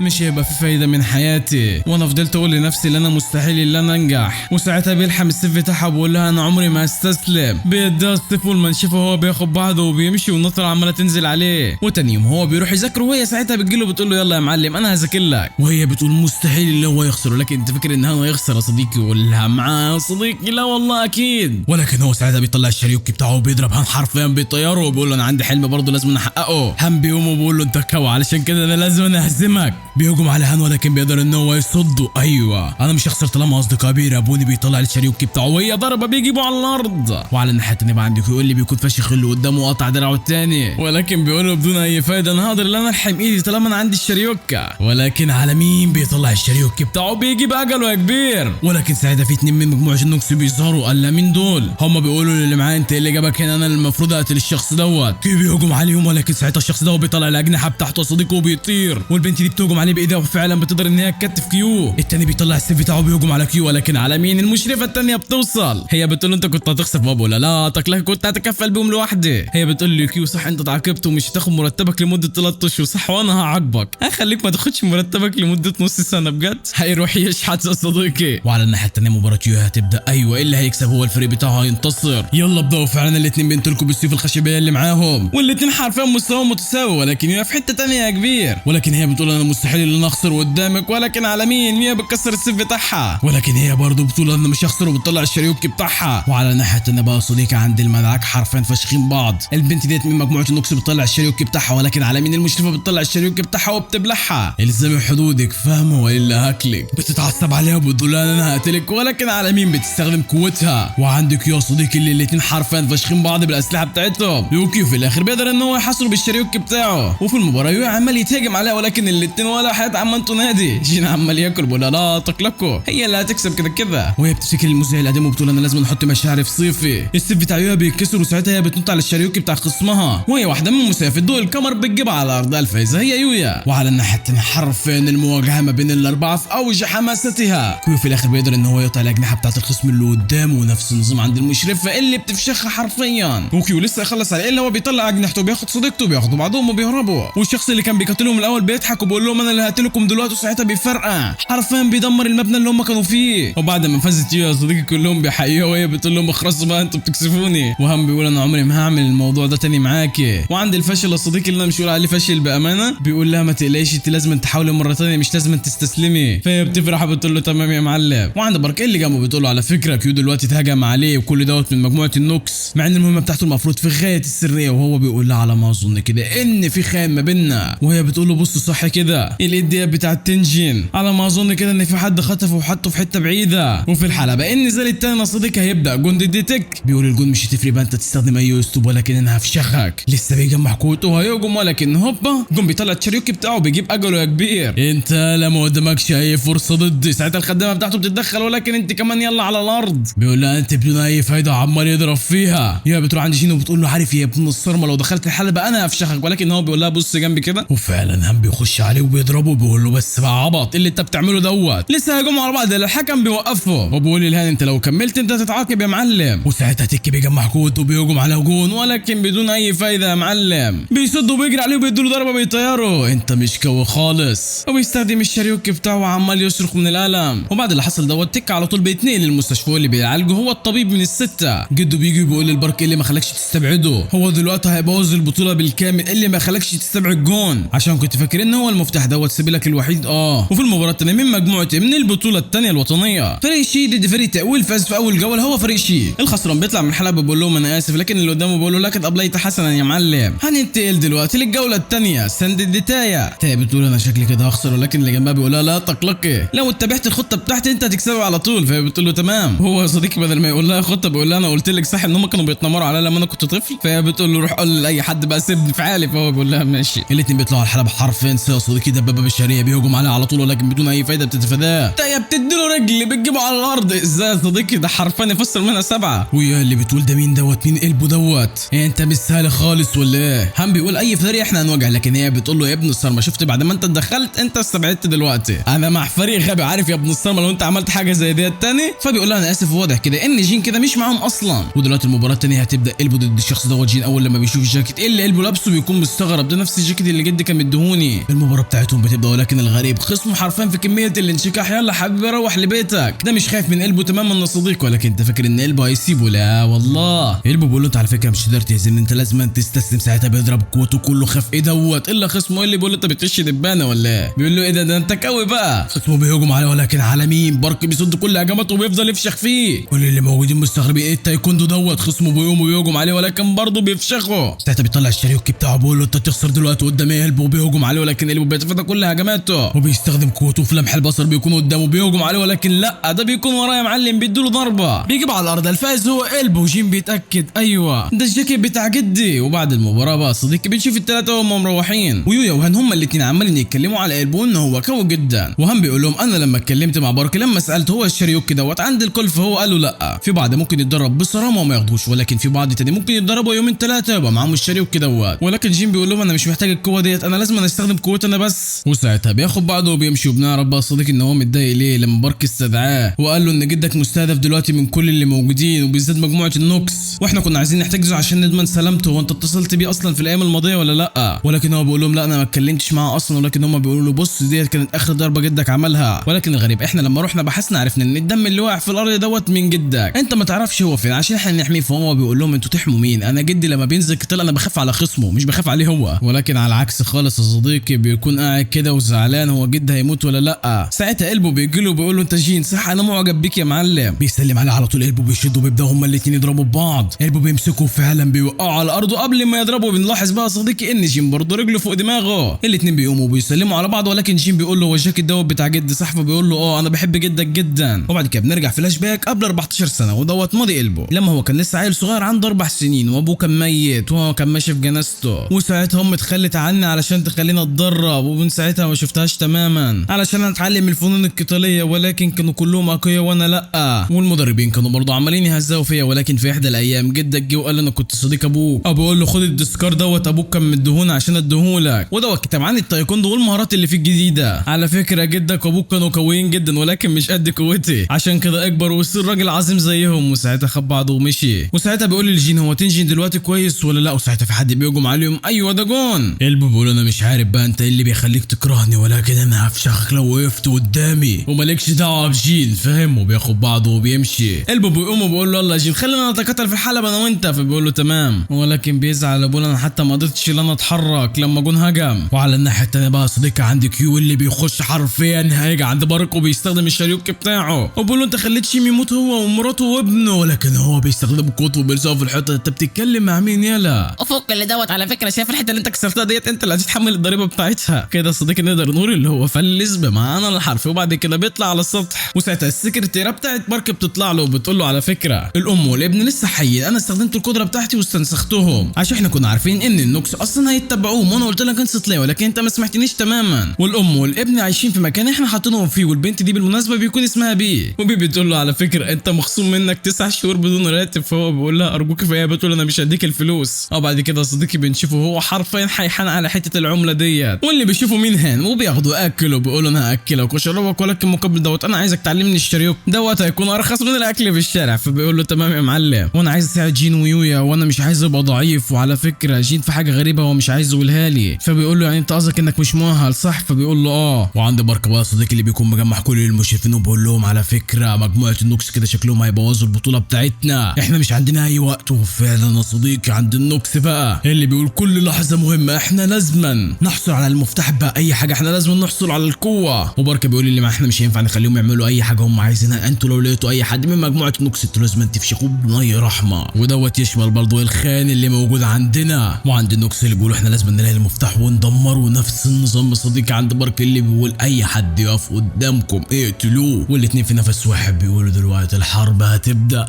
وعندي يوئيل اللي عماله تتضرب وتقول انا عايز اتقن الشاريوك ولكن انا حتى مش قادر ان انا استخدم الصيف. وساعتها بتجي لها رساله ونفس النظام عندها. وبعد كده بنروح بقى صديقي عند بطلنا اللي بيقول انا لازم اكون قوي عشان جدي، وبيفتكر الماضي لما هو تم 6 سنين وعيد ميلاده وجو جده. بيقول انا هسيبك دلوقتي. ليه هتسيبني؟ عشان انا لازم اقتل كل الاشرار، انا لو فضلت معاك هنا هيجوا لغايه هنا. فهو بيقول له ماشي ما انا قوي برضه. فبيقول له انا عارف ولكن انت لازم تكبر عشان نقاتل انا وانت مع بعض، وانا اسف ان انا هسيبك في عيد ميلادك وما تخافش اصدقائك كده يحتفلوا معاك. فبيقول له لا انا عايزك انت. فبيقول له انا هديك هديه يا جين انت عايز ايه؟ انا عايز اخد صوره معاك. وفعلا انا دلوقتي عندي 17 سنه وجدي ما جاش يحتفل معايا، ولكن هوبا اصدقائه بيجوا يا صديقي. ايوه بيحتفلوا بيه. احنا جات لنا رساله على الساعه ديت وعرفنا عيد ميلادك. صحتك. يويا بتطلع الاكل بتاعها يا صديقي وهو بيتقرف، ولكن هم بيطلع الاكل بيكون مبسوط وبيغيروا المود بتاعه 180 درجه وبيبدا ياكل. هم بيقول الاكل جميل وكل حاجه، ولكن ده كان ناقص شويه سمسم وشويه خضار، ولكن هوبا بيلاقي الاكل كله اتنسف ويبداوا ان هم يلعبوا مع بعض ويتصوروا. ايوه هو دوت اللي جده كان قصده عليه. والثلاثه في نفس الوقت بيقولوا احنا لازم نكون اقوى واحنا اللي نكسب البطوله، وعلى فكره يا جين انت مباراتك الجايه بكره. فبيقول لهم لا تقلقوا انا اللي هنتصر فيها. وفي الصبح بقى في حد بيخبط عليه وبيسيب له رساله، وديت بتكون خريطه صديقي. ايوه فيها صوره جده اللي دراعه مقطوع، اللي بياخد على طول العجله وبينطلق وبيقول لنا لازم نروح للمكان المحدد دوت. تستناني بس يا جد انا هاجي لك في الوقت المناسب. وبقول يا هان يا يويا انا هاجي لكم في الوقت المحدد بتاع البطوله، والفريق بتاعهم اتحدد يا ترى من سوف ينتصر. وهاني ويويا عمالين يدوروا عليه ولكن مش لاقيينه اصلا. يعني ابن الصرمه ده مش عارف اللي هو وراه بطوله بكره، هو راح فين اصلا وفوق كل دوت مش معاه تليفون. انتوا عندكم الوقت انكم تقلقوا على الغير ولا ايه؟ لازم تروحوا للحلبه. هو جه؟ لا لسه ما جاش. على فكره انتوا هتخسروا لو انتوا ما طلعتوش على الحلبه. انتوا لو قدرتوا انكم تفوزوا جولتين انتوا اللي هتكونوا كسبتوا اصلا الجوله. فاهم بيقول لها صح انا مستبعد، لو جين كان مكاني هنا كان هيقدروا ان هم ينتصروا، ولو جين ما وصلش في الوقت المحدد انتوا هتخسروا من المباراه اصلا. فاهم بيقول خلاص انا هروح ادور عليه وانت مباراتك دلوقتي ايوه هتبدا فخدي وقتك براحتك. فهي بتقول له تمام انا همطل على قد ما اقدر. وفعلا بتروح الحلبه، ولكن قلبه مستغرب مفيش غيرها هي اللي موجوده في نهائي في جين، وهم هيلعبوا الفريق دوت الصديقي اللي في حاجه غريبه كده فيهم. ويا صديقي هتلاعب المقرف دوت اللي محدش طايقه حرفيا. بقول لها يلا استعد للقتال، وهي بتقول انا اسفه يا هانو ولكن انا شكلي كده مش قادر ان انا ماطل. وعندي جين اللي بيكون وصل في المكان المحدد، واول لما بيفتح الباب بيلاقي جده مرمى على الارض. وعندي يويا اللي عماله تهجم على خصمها، ولكن بسبب الزيت اللي على جسمه دوت السيف بتاعها ما بيقدرش ان هو يصيبه. بتنط عليه وبتمسكه وبتقدر ان هي توقعه، ولسه هتهجم عليه اللي هو بيهجم عليها وبيكتفها، ولكن هي ساعتها بتضربه في نقطه الحيويه ديت وبتبعد عنه. وهو ساعتها بيستدعي السيف بتاعه وبيبدا ان هو يقاتل معاه. بيقول لها انت عارف السيف ده بتاع مين؟ ايوه صديقي ده اللي اتسرق منها، انت اتدربت كل يوم بالسيف دوت. فيها بتقول له هاته، والسيف بتاعها ساعتها بيتكسر. وبيقول لها انت عارف لما كان معاك السيف دوت انت ما كنتش قادر انك تطلع القوه الحقيقيه بتاعته، ودوت شكله الحقيقي. وعندها هنا اللي عمال يدور على جين، وساعتها بيخش الحمام وبيلاقي صديقي قنبله الفشل ده واقعه على الارض. البنت دي بتظهر من وراه بتقول له انت بتعمل ايه هنا يا حبيبي؟ بنرجع تاني للحلبه، خصمها المقرف دوت عمال يذلها وبيقول لها انت ما كنتش تعرفي ازاي قوه السيف دوت على الرغم انك كنت بتدربي كل يوم. انت كنت عايزه تبقى قويه ولكن انت كان معاك السيف دوت وكنت المفروض تستخدمه بقوتك، ولكن انت مش عارفه. ساعتها بتستخدم مسلفه القمر ولكن بايديها وبتقدر ان هي تفشخه وبتقدر تاخد منه السيف، ولكن هو ساعتها بيقوم وبياخد منها السيف تاني. هو دوت الكنز الوطني، انت مش عندك الحق انك تمسكيها يويا. وعندي جين بقى صديقي اللي عمال ينادي على جده يلا قوم استنى بس انا هقدر ان انا اطلعك من هنا، ولكن هوبا دوت ما بيكونش جده وبيفرقع حرفيا بيدمر كل المكان اللي هو كان فيه. جين بيكون مرمى على الارض، الشخص دوت بيخش يقول احنا دلوقتي خلصنا من الفريق دلوقتي ضعيف تاني، احنا لازم نلاقي المفتاح باي طريقه. ساعتها جين بيقوم وبيقول له انت مين؟ انت لسه ما متش يالا ولا ايه؟ وساعتها بيستنسخ نفسه. بنرجع للحلبه تاني والشخص دوت حرفيا عمال يهجم عليها وبيقول لها ازاي انت ما كنتش عارفه تستخدمي القوه المقدسه ديت، انت بدون اي فايده على فكره. وبيحط السيف في بطنها وعمال يضرب فيها ومش رحمها تماما. وعندي بقى هاني صديقي اللي عمال يتضرب من البنت ديت، وديت واحده من فريقهم عماله تهجم عليه وبتقول له انت ازاي ضعيف كده، ولكن هات ساعتها بيديها ضربه في الثانيه بيوقعها وبياخد بعضه وبيمشي وبيروح يقوم انت كويس ولا لا. وهي بتظهر قدامه بتقول له على فكره انت قوي جدا. وساعتها جون بيظهر بيقول لهم انتوا تاني انتوا على طول ليه بتوقفوا في وشي، وياخدوا بعضهم وبيمشوا. هم بيقول انا لو كنت اتحركت حرفيا خطوه واحده كان هيقتلني. وعندي جين اللي عمال يهجم على النسخ ديت وفي شخمه الاصلي بيقول ايه ده انت حفين بقى تنجي السلاح النهائي في الحرب ضد الشمال، الراجل اللي قدر ان هو يهزم كل الاعضاء من السته. انت بقى حفيده ولكن انت مش بنفس قوته، انت بدون اي فايده. النسخ بتتكتر عليه وبتوقعه وبينزلوه في الحته ديت. جين بيبص على الاشخاص دول يا صديقي، ايوه دول الاشخاص الحقيقيين اللي المفروض يواجهوهم. ايه ده انتوا قتلتوهم؟ احنا قتلناهم، انت شفتهم يبقى احنا مش هنسيبك تخرج من هنا عايش. ساعتها هو بيفجر قوته، وساعتها هو بيقوم وبيضغط على النقط ديت ان الساعه الجايه ديت انا مش هحس باي حاجه. وفي الحلبه بقى المقرف ده مسكها وعمال يضرب فيها، انت عاجزه قدام، انت مش هتعرفي تعملي اي حاجه، استسلم احسن، انا مش هخسر ضدكم. على فكره جيم مش هيجي. هي بتبص ايه ده انتوا اللي عملتوا كده صح؟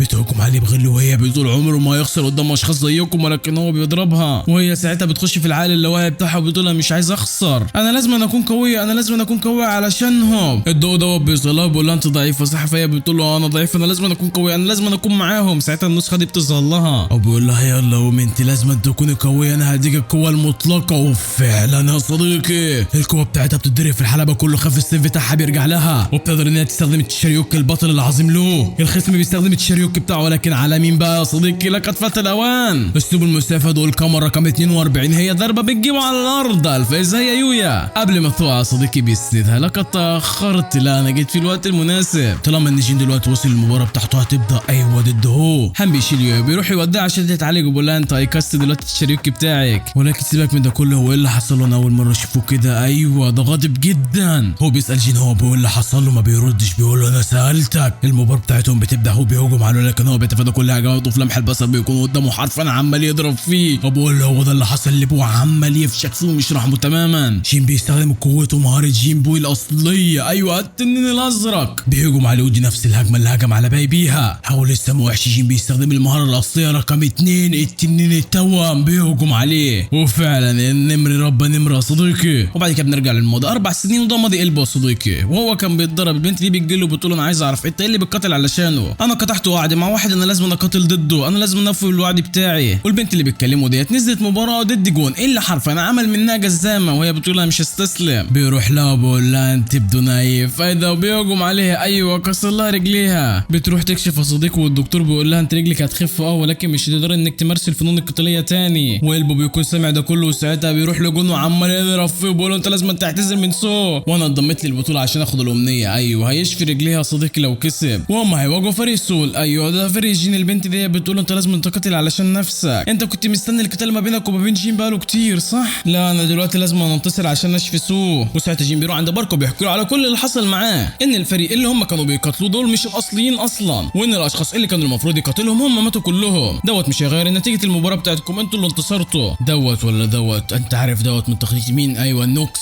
وعند الشخص اللي كان بيهجم على جين موري، ايوه ساعتها مين بيجي له؟ تخيل كده جون اللي بيقول لهم انا ما انضممتش للعصابه بتاعتكم الوضيعه، انا اشتغلت معاكم اصلا عشان اخد المعلومات، وبياخد بعضه وبيمشي، وهوبا بيفعل الشريوكي بتاعه وبيقتلهم. المفتاح هيكون ليا ومش لاي حد تاني. والصبح بقى نصف النهائي المجموعه ايه؟ ايوه فريق سول ضد فريق جول. والباب بيقول انا زي ما قلت لك انت لازم تحسمي المباراه بتاعتك فاهمه؟ فهي بتقول له تمام. وبنعرف بقى ان العقوبه اللي على هاند دلوقتي اتفكت، المباراه دلوقتي بتاعته هتبدا. ايوه دي وفعلا الاثنين بينزلوا ضرب ببعض، ولكن دي هي اللي متفوقه عليه. بيقدر ان هو يبعد عنه، وفي لمح البصر بيكون قدامه بيجي يهجم عليها، ولكن هوبا ما بيقدرش ان هو يسيبها. قال لا ايه اللي حصل؟ وبنعرف بقى ان دي هاجمت عليه في نقط حيويه، علشان كده هو مش قادر ان هو يتوازن. دي بترفع رجليها، بتستخدم قوتها وبتهجم عليه حرفيا بتكسر بالارض. وساعتها بيفتكر كلام بارك لما كان بيتكلم معاهم وبيقول لهم ان النوكس عايزين يتخلصوا من كل اللي موجودين اللي بيقدروا ان هم يستخدموا التشاريوك، علشان كده عملوا كده في جدي. ايوه وعلى فكره يا جين انت ضعيف، انت مش قادر انك تعمل اي حاجه ضد النوكس، ولكن انتوا لو كنتوا اقوياء وقدرتوا انك تفوزوا بالبطوله السنويه ساعتها هنشارك معاكم المعلومات وتقدروا انكم تيجوا معانا. جين بيقول له تمام احنا اللي هنكسب. بنرجع للواقع، حام بيستخدم قوته ضربه في الثانيه بيطيرها. قلب بيروح عند دي بيقول لها كفايه بقى يلا اطلعي انت مش هتقدري انك تفوزي، ولكن هي بتقول انا مش هستسلم. انت خايف يحصل لي زي ما حصل لسو صح؟ ما تخافش مش هيحصل لي، انا هقاتل علشان نفسه، لكن بتاخد على دماغها يا كبير. الفاز هو هام بيطلع وبيقول لهم زي ما انتم شفتوا كده احنا الثلاثه احنا لازم ننتصر. فهم بيقولوا تمام احنا هننتصر، احنا الثلاثه سوف ننتصر. وعندي البوسيو بتجيله بتقول انا عرفت دلوقتي كل حاجه، انت دخلت البطوله ديت اصلا عشان تاخد الامنيه وتعالجني، ولكن عايز اقول لك حاجه انت لازم تقاتل علشان نفسك، دوت الوعد اللي انت قطعته معايا صح؟ فهو بيقول لها شكرا انا دلوقتي كويس، انا ذاهب دلوقتي. وعند النوكس بقى صديقه والمشرفين اللي بيكونوا حرفيا فشخينه، بارك بيخش عند زعيم النوكس بيقول له بقالي كتير جدا ما شفتكش، انا ما كنتش متوقع اصلا انك هتظهر بنفسك. لا ما تخافش انا هظهر لك على طول، انا لازم اطلع كل قوتي، احنا لازم نخلي المفتاح يستيقظ من النوم، ولكن هو مش يوم دلوقتي، هو محتاج محفز كبير جدا. وفعلا صديقي بيكون نشر حرفيا كل اتباع النوكس في المدينه بالكامل، وبيبدا ان هو يستخدم قوته. بارك بيخاف حرفيا، بتظهر تعويذه فوق السماء عملاقه بينزل منها نفس الصيف. وفي الحلبه ايوه المواجهه المنتظره قلبه ضد جين. جين بيقول له على فكره انا هنتصر، لكن هو بيقول له على فكره بمستواك تايكوندو دوت انت مش هتقدر تهزمني. بنرجع للنوكس سيب بيكون هينزل، ولكن بارك بيستخدم القوه بتاعته بيحاول ان هو يمنعه. جين على طول بيروح يهجم على قلبه مش سايبه تماما، ولكن قلبه مش سهل تماما وعمال يضرب فيه. جين بيحاول يهجم عليه ولكن بيوقفه وبيضربه ويوقعه على الارض. بيقول له انا هقول لك دلوقتي نقطه الضعف بتاعتك دلوقتي. واحد انت سيء جدا في القتال القريب. اتنين انت بتستعد وبتستخدم المهاره بتاعتك قبل خصمك، وده بيخليك مكشوف انت بدون اي حول ولا قوه قدام، انت مثير للاهتمام. جين بيقول له تمام بيستخدم حركه موجين الاصليه رقم 2 التنين، ولكن هو برضه بيستخدم الزوبعه الناريه، بيقدر ان هو يوقف هجوم جين كله مصدوم من القوه حرفيا. نقطه الضعف الثالثه مهاراتك كبيره جدا على جسدك، جسمك مش قادر ان هو يستحملها، بوضعك الحالي مش قادر انك تهزمني تماما. بنرجع للنوكس اللي بيستخدم تعويذه ثانيه هو وكل اتباعه، بينزل الوحش الكبير دوت صديقي من السماء. بارك بيحاول يوقف السيف بتاعه، ولكن هوبا الوحش بيساعد السيف ان هو ينزل اكتر. بنرجع للحلبه قلبه عمال يهجم على جين، بيقول على فكره انت ضعيف جدا مش هتعرف تعمل اي حاجه ضدي. جين بيقول فكر اي مهاره نقدر ان انا استخدمها واقدر اهزمه. وفي الاخر بيستخدم المسافه ضوء القمر ايوه بتاعت يويا، بيقدر ان هو يصيب اكتر من مره. بيقولوا نقطه الضعف الاولى سيء في القتال القريب تم التخلص منها. الثاني بيستخدم تقنيه هانا يا صديقي، نقطه الضعف الثانيه تغلبت عليها. طب بالنسبه لنقطه الضعف الثالثه انا هفكر فيها. وفي المدينه النوكس وبارك بنشوف واحد من السته هو بيستخدم الكنز الوطني ايوه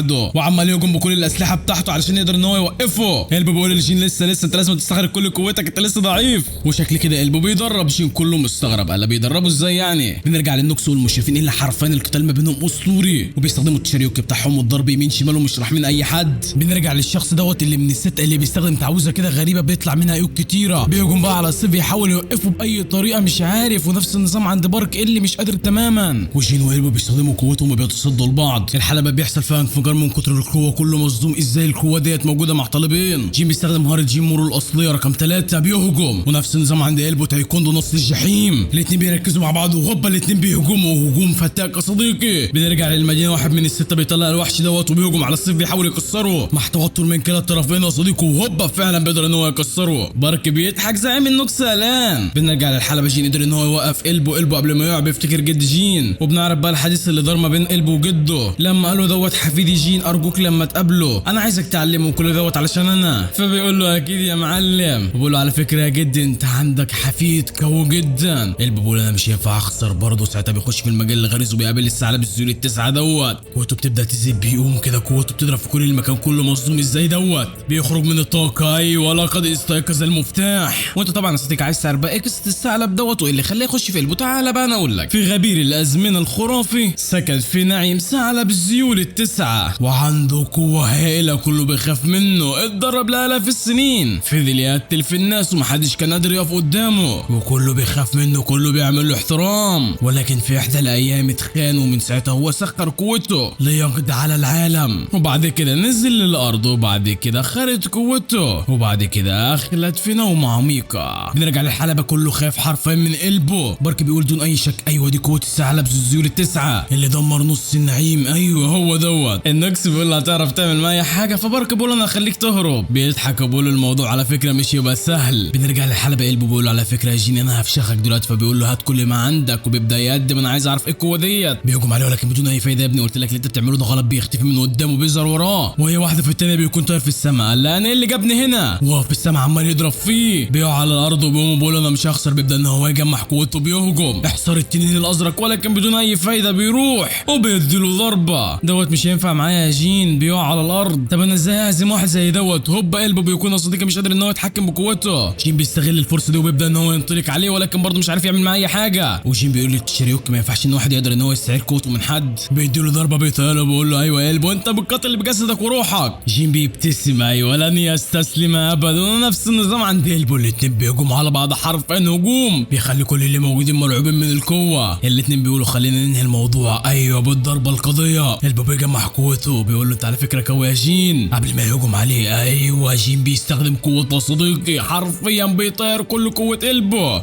وكل اللي موجودين خايفين ايه القوه ديت. حتى جون السماء بتغيم، ايوه الرعد بينزل فيها كله خايف ايه القوه اللي جايه عند جين ديت. بيحرك ايده قلبه خاف بيستخدم كامل قوته. جين بيحرك ايده هو كمان بيستدعي رمح في ايده. قلبه بيهجم ولكن بدون اي فايده. هتعمل ايه ولا ايه يا حبيبي ضد الوحش الكاسح دوت؟ بيديله رجل بيطير فوق السماء وبينزل عليه بضربه بيجيبه على الارض. الفاز هو جين مورو كله متحمس. اصدقائه بيجروا عنده هو ده الشاريوكي بتاعك؟ بيقول لهم انا مش عارف. بنرجع لبارك ونوكس اللي مستغربين الثعلب خسر. طب مين اللي هزمه؟ القوه اللي ظهرت دي من شويه. النوكس بيهجم على بارك وبياخد بعضه وبيمشي بيقول له يلا سلام يا معلم. بارك بيتصل بحد من اللي معاه وبيقول له يلا انت لازم تحمل المفتاح دلوقتي. فبيقول له تم هاخده دلوقتي على المستشفى. بيقول له خلي بالك منه انا لسه في حاجه لازم اعملها دلوقتي. وبعد كده بنروح لقلبه اللي بيكون نايم في المستشفى. اصدقائه بيقولوا له ايه وفين بالوعد بتاعك يا معلم وانا لسه؟ فهو بيقول لهم لسه. ساعتها جين بيخش عليه بيقول له كيف حالك يا معلم؟ انا كويس وانت يا جين؟ انا كويس انا كمان. وعلى فكره انا مش هسمع كلام الطبيب. فبيقول له لا لازم تسمعها، لا انا اقوى منك على فكره. واصدقاء قلبه بيسالوا جين هو ده الشاريوكي بتاعك؟ فهو بيقول لهم ما اعرفش. ونفس النظام عند قلبه ما اعرفش ايه القوه ديت اصلا. وعلى فكره يا جين انت لازم تستريح. فهو بيقول لهم تمام انا هرجع لبيتي دلوقتي. ساعتها قلبه بيفهم جين ايوه بيقول لاصدقائه روحوا جيبوا له اكل. وفعلا بيروحوا بيقول له يلا بقول انا عايز اتكلم معاك عن تيجين ايه اللي حصل له. جين بيقول له انا اسف ان انا هزمتك ولكن انا كان لازم اكسب عشان اقدر ان انا انقذه. قلبه بيقول له على فكره خلي بالك علشان خصمك الجاي هو جون وهو خصم صعب على فكره. جين بيفتكر اللي جون عمله معاه لكن قلبه بيقول له على فكره انت هتقدر انك تنتصر. ودي نفس الحركه اللي عملها له وهو صغير. طبعا العبيط بتاعنا بيقول له بقول لك يا قلبه انت لازم تخف ويلا نقاتلني. فبيقول له ماشي بس انا عايزك تقول لي حاجه ايه هي؟ انا عايزك تناديني باخوك الكبير. بيتضايق وبيقولها له بيقول له بالظبط كده يا معلم. وبعد كده بنروح للمستشفى. ايوه تكي بيقوم في كميه غضب وبيهجم على جون ولكن ده بدون اي اي فايده. بيقول له برضه انا هقتلك. الخدامه بتظهر وبتحاول تحمي تيكو، ولكن على طول جون بيهجم عليها، وده بيشتت انتباه تيكو، وعلى طول جون بيخليها تيجي عنده، بيحضنها وهي بتنزل دم، وهو بيبدا ان هو يجمع قوته. ايوه حرفيا قوته بتضرب في كل المكان كله، خف القوه اللي طالعه منه ديت. البو بيهجم عليه بيحاول يعمل اي حاجه ولكن بدون اي فايده. جون بيهجم عليه بيقول له انت بدون اي فايده يالا. تيك بيقع على الارض وبيطلع من بطنه الخدامه، بيهجم على كل اللي موجودين وبيكتفهم. الخدامه بتيجي عنده بتقول له ارجوك حافظ على بشريتك، ولكن بدون اي فايده. جون بيستخدم الشريوك بتاعه وبيبلعه. ايوه قتله يا معلم، وكل اللي كان معلقهم بقوته بينزلوا على الارض. صديق البو ايده بتتقطع، وصديقه البو رجليها هي كمان بتبوظ.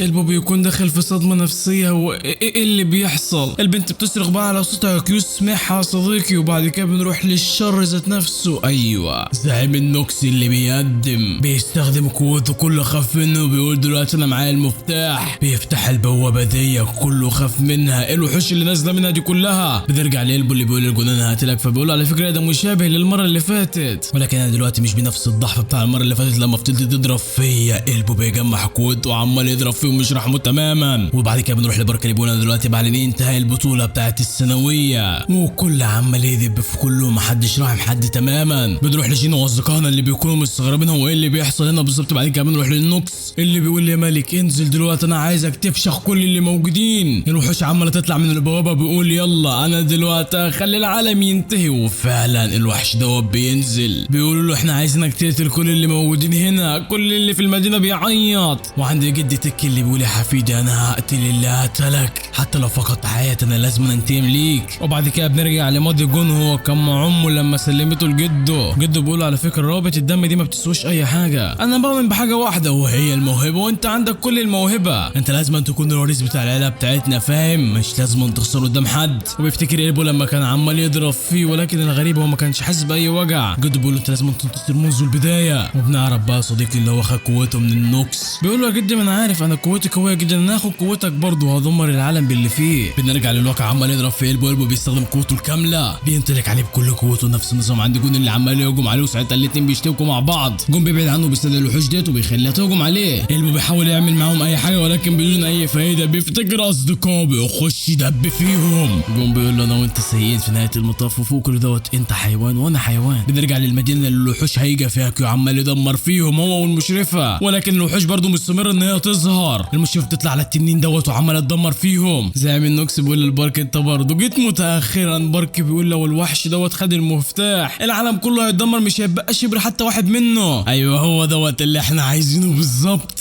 جين واصدقائه بيطلعوا، بارك ماسك جون عمال يضرب فيه ومش رحمه تماما انا هقتلك. جون بيفتكر الماضي بيقول مفيش اي حاجه اتغيرت ولا ايه، ولكن انا مش هخسر قدامك تاني يا قلبو. بيستدعي الشريوك بتاعه بيخليها كل قلبو. جين بيصرخ بقى على صوته، ولكن لقد فات الاوان يا صديقي. ايوه قلبه بيتحبس في البتاعه ديت والمفتاح بيطلع منه. جون بيطلع منه الوحوش ديت وصديقه بيروح ينطلق على المفتاح، ولكن بيتاخد منه من الوحش دوت. واحد من السته بيحاول ياخده من الوحش ولكن بدون اي فايده، الوحوش بتتكتر عليه. الطبيب بيظهر وبيستخدم قوته بيهجم على الوحوش، وفي الاخر المفتاح بيوصل له. ايوه اخيرا، ولكن جين بيظهر وبيديله برجله وبياخده منه. وعند قلبه اللي عمال ينزل في دمه كده هيموت. الوحش الكبير دوت بيتفتح وبينزل منه حاجه كده، بارك بالعافيه قادر ان هو يستحمل. وبعد كده بنروح لامريكا في المختبر دوت، والشخص دوت بيقول يا بركه انا هعرفك دلوقتي ان التشاريوك والقوه اللي معاكم الهبله ديت ما بتسويش اي حاجه ضد العلم. بيدي الاشاره. ايوه بيطلقوا كل النوويات ديت بالصواريخ. المساعده بتاع بركه بتتصل بيه وتقول له دلوقتي احنا رصدنا عدد هائل من الصواريخ النوويه، الوضع دلوقتي في غايه الخطوره، هو مش عارف يعمل ايه. ولكن اخر لما بيزهق كده بيستخدم تعويذه كده كبيره جدا بتنقل كل اللي موجودين في حته تانية. وبعد كده بنروح لهانو واصدقاء قلبه، هم قلقانين جدا على قلبه، والبنت دي بتغمى عليها، شكلهم كده مش يقدروا ان هم يستحملوا. ساعتها هان بيستخدم التشاريوك بتاعه وبيحبسهم في البتاعه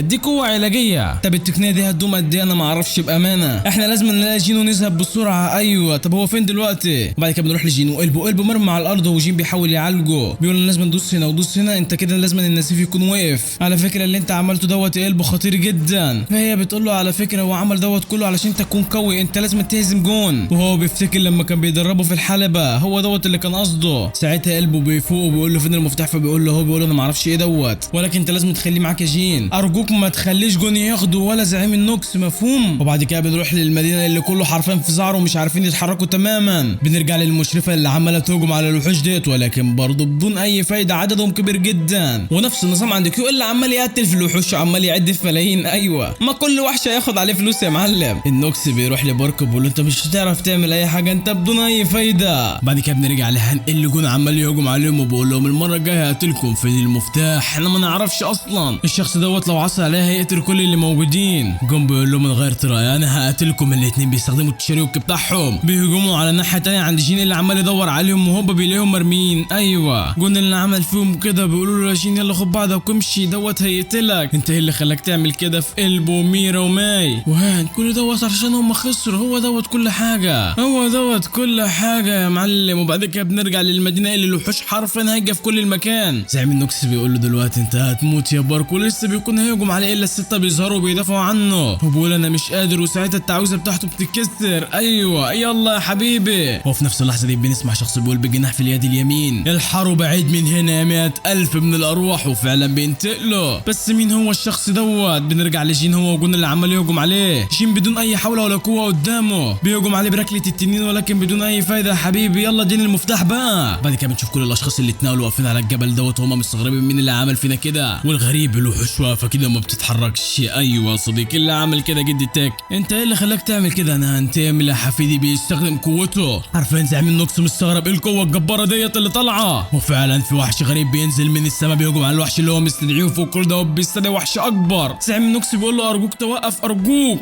انا هنتقم لحفيدي وبعد كده هاخدك معايا لقاع الجحيم.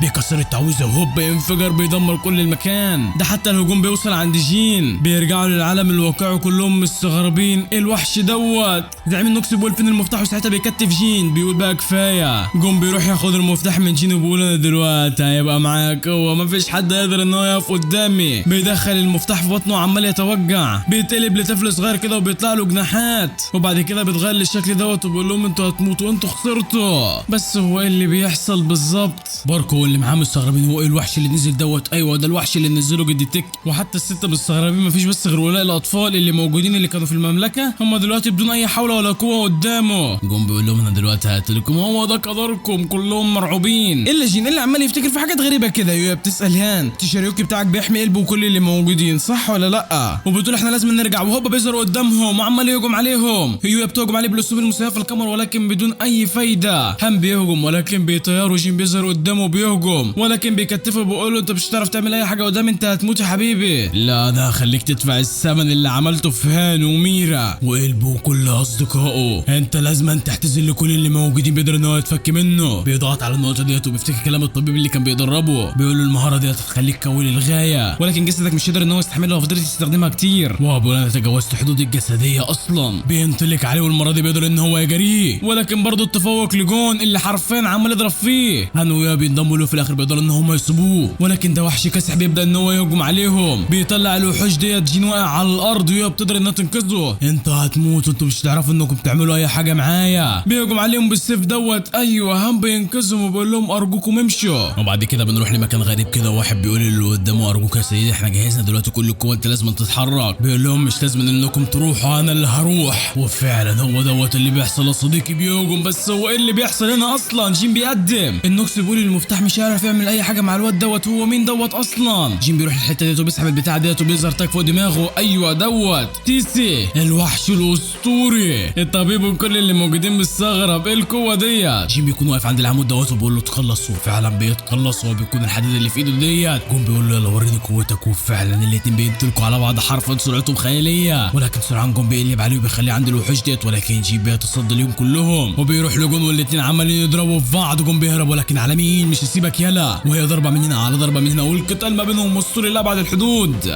جون بيمسكه بيقول انا قلت لك انت بدون اي قوه قدامي يلا انا الملكه. جين بيقول انا قلت لك ان انا هخليك تدفع الثمن وساعتها بيخلي العصا بتاعته تتمدد وبيخليه يطير في الجو. ايوه بينطلق عليه وبيديله الضربه ديت عشان هان والضربات ديت علشان يويا وديت لقلبه وكل اللي معاه. بيكون مرمى على الارض وبيقول لا مش عايز دوت تحصل مره تانية انا مش هخسر. جين بيرفع ايده. ايوه تجمع يا كنتو. الهوا بيتجمع فعلا ارتعدي وفعلا الرعد بينزل عليه بيصرخ من قوته. باركو كل اللي معاه مستغربين ايه القوه اللي عندك دي مش قوه زي اللي عندنا بالظبط. ايوه ده ملك الكرود يا معلم. زعيم النوكس بيكون واقف مستغرب هو ده فعلا حصل وساعتها اتباعه بيظهروا وبياخدوه وبيمشوا. هان ويويا بيروح عند جين وبيقول له هو انت فعلا جين؟ بيقول لهم ايوه انا جعان. بيقول له فعلا انت جين جين بس ايه القوه اللي حصلت لك ده؟ بيقول لهم انا مش عارف اصلا. وساعتها التاجر على دماغه ده بيشد عليه وجون بيقوم انا مش هخسر قدام اي حد فيكم، انا عايز القوه اللي عندك ديت، انا عايز القوه اللي عندك ديت. وبيكون جسمه حرفيا متشوه وساعتها جسمه بيكبر والوحوش دي بتظهر من جسمه وعماله تهجم عليهم. جين بيحاول يستدعي قوته ولكن المره دي مش ناويه تيجي خالص. بيتضرب وقلبه بيسنده وبيقول له على فكره انا هحميك، لا انت مش قادر اصلا. هانويو بيوصلوا ايوه احنا هنساعدك، احنا كده 4 يا معلم، انتوا اغبياء فعلا، يلا بينا. ايوه الاغبياء وفعلا بينطلقوا وكل واحد بيستخدم قوته وصديقه حرفيا مدعكه وبيستخدموا الشريوك بتاعهم. جين بينطلق بيستخدم الركله الازرق، التوأم بينطلق على الوحش ولكن بدون اي فايده. ولكن الغريب في شخص غريب بيظهر وبيخليه يتدمر وجين بيكمل هجومه. وكده نقدر نقول يا صديقي ان القتال انتهى والتنين بيظهر فوق السماء. وجون اللي بيفتكر امه انا عايز اعيش حياه طيبه، بارك بيجي له بيقول له انت لازم تعيش وبيقول له ابعد عني. وساعتها بيختفي والاجزاء بتتجمع وقلبه بيمسكها في ايده. اصدقاء قلبه بيروح عنده بيقول له انت زي الفل فبيقول لهم لا تقلقوا. وجين وهان هما الاثنين قاعدين وبيكونوا اخيرا استريحنا. ولكن هوبا البنت دي بتخش عليهم وهي ماسكه البنت ديت وبتقول انتوا صحتوني وفوق كل دوت دمرتوا المملكه المقدسه وكل دوت بسببك انت يا جين، انا لازم انفشخك. فبقول انت مين؟ مش لازم تكلمني كده يا ابن الصرمه، انت لازم تتعلم ولو لمره واحده في حياتك يا ابن الصرمه. فبقول انا عايز اعرف انت مين اصلا. فهي بتقول له انا اعظم منك بكتير. فهي بتقول لهم على ما اظن كده ان الهدف الاساسي من الثانويه قد تحقق وانتوا الثلاثه الاخرانيين انتوا اللي فزتوا. طب انت مين؟ انت انا كام؟ انا واحده من السته. طب انتوا مين اصلا؟ انتوا مجموعه من الحمقى ولا ايه؟ وهي بتقول يا ابن الصرمه يا بركه انت ما قلت لهمش. بتقول لهم من الاخر انا الشخص اللي جاي هنا عشان احقق لكم الامنيه اللي انتوا عايزينها، انتوا الفايزين. شين بيقول لها امنيه انا عايز ارجع جدي، ارجوك رجعي لي جدي. وهوبا بيبص وراه بيصعب عليه يا صديقي، اللي رجله مقطوعه واللي ايديه مقطوعه. كان بتقول لهم انا هحقق لكم اي امنيه ولكن ما اقدرش الا انا ارجع لكم الميت للحياه. هانويا بيقولوا له يا معلم اختار اللي انت عايزه احنا مش محتاجين اي حاجه. فجين بيقول لها خلاص انا عايزك ترجعي كل اللي اتصف في المعركه ديت. فهي بتقول له تمام وبتستخدم قوتها وفعلا هو دوت اللي بيحصل. خفوا يا معلم. وهنا على طول بيفتكر سندويه بتروح له بتقول له هون على نفسك يا معلم. ولكن بعد الامنيه دي كامل بتكون حرفيا جسمها صغير جدا. جين بيروح يتريق عليها انت بقيت صغيره انت دلوقتي بدون اي حول ولا قوه قدامي. البت دي بتحاول تضربها ولكن على مين؟ على فكره انا اقوى منكم بكتير. وعلى فكره جيني ابله يا قرد يا عديم الفايده، جدك عايش ولكن قوته ضئيله جدا. فهو بيفرح يا معلم وقوته بتخور منه وبيقع بينام. وبعد مرور 3 اشهر بنشوف الاثنين من السته دول هم عاملين يتريقوا على بعض، انا صحيت وانت صحيت، انا دلوقتي كون انت ضعيف. بقول له يا اخويا انت كنت قلقان عليا ولا إيه؟ انت فضلت صاحي 3 ايام. بيفضل يضرب فيه. وعند باركو وكل اللي معاه بيقول لهم خلوا بالكم دلوقتي تغيير في العالم هيحصل. وفعلا يا صديقي عندي زعيم النوكس اللي بيكون بيسلم على الشخص دوت وكل بيسقف له شكله كده في حته مهمه. وعند جين اللي بيصحى يا معلم بيبص في المطبخ بيلاقي هانا ويو ايه ده انتوا اللي جابكم هنا؟ ولكن انا جعان على فكره. انت بقالك 3 اشهر نايم يا معلم. قال لا 3 اشهر وبيبدا ياكل. وقبل 3 اشهر بقى يا صديقي كما بتقول لي قلبه انت لازم تجمع المفتاح، انت اصلا دلوقتي الحامي بتاعه، انت لازم تلف العالم وتجمعه حته حته. طب ايه هو اصلا المفتاح؟ المفتاح دوت يا معلم قوه خارقه نزلت من السماء للبشر علشان هم يقدروا ان هم يحموا نفسهم ويدمروا كل الشر. يويا بتسالها هو جين عنده نفس القوه؟ فهي بتقول لها ولكن هو لازم نروح الحته كده. وهو بيفرح انا لازم نروح لهناك. هم بيقول له يلا يا معلم نروح، على ما اظن كده احنا لازم نتدرب ونكون اقوياء. وهو بينط عليهم وهو بيقول لهم يلا احنا الثلاثه هنكون اقوياء محدش يقف قدامنا واستناني انت بس يا جدي. وعلى الناحيه الثانيه بقى صديقي عندي النوكس وهم واقفين عند الزنزانه ديت. تخيل بقى مين جوه الزنزانه دي؟ ايوه هو جد جين اللي بيقول يا جين انا عارف انك قوي جدا وانت ممكن تقف قدامنا حتى. وبيكون عامل زي هيكل العظم. وبس كده صديقي يكون الموسم الاول خلص. يا ترى عايز الموسم الثاني ولا كفايه على كده؟ وما تنسوش اخواتنا في الدعاء ربنا ينصرهم ويقويهم. وبس سلام.